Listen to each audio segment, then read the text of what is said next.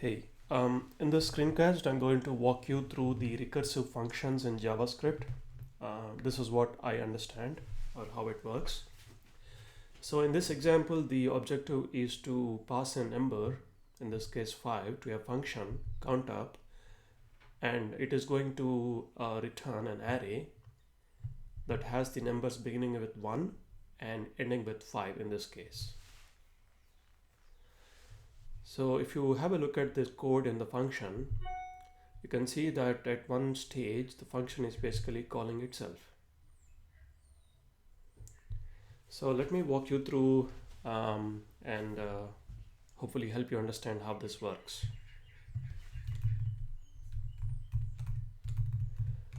Alright, so we start with Countup 5. So we are passing 5 to this function Countup, okay?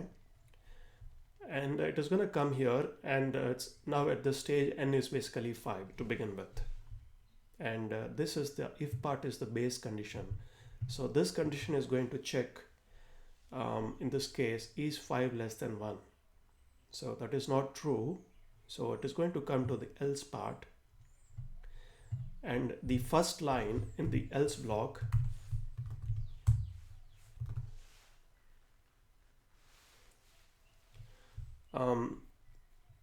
is basically calling this function Countup with whatever is n minus 1. So n is 5, so 5 minus 1 is 4, right? So we are going to call up this function Countup again, but this time we are passing the argument of 4, okay? So this line is basically waiting for the result of this function call, which means this line is not going to be run and this line is not going to be run.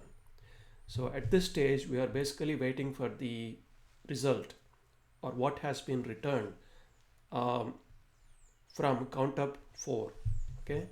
So if you have a look at this function Countup of 4, is 4 less than 1? No. So it's gonna basically this line gets run, and this time we are basically passing 3 as an argument to this Countup function. And again, 3 less than 1? No. So we come here.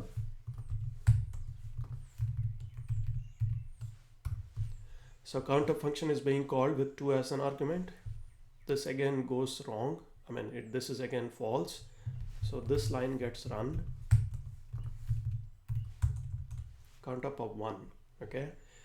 So Countup 1, is 1 less than 1? No, that is false. So this line gets run. So this will be 0.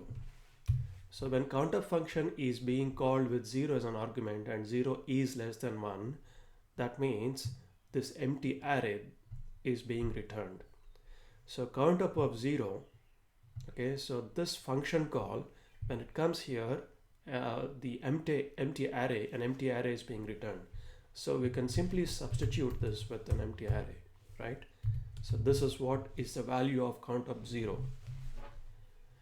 So that means, remember that when we were basically in this line and this got resolved because it's an empty array, so that is resolved. Now the control goes to the second line in the else block, like that. So here we are saying that to this count array, which is blank, we just initialize it like this, push n. That means push, so n is essentially 1, okay? So that 1, we are basically pushing us 1 to this array, which means count array at this stage is nothing but 1. Oops. Okay, and we are returning that array. So we are essentially returning this particular array to this function Countup of 1.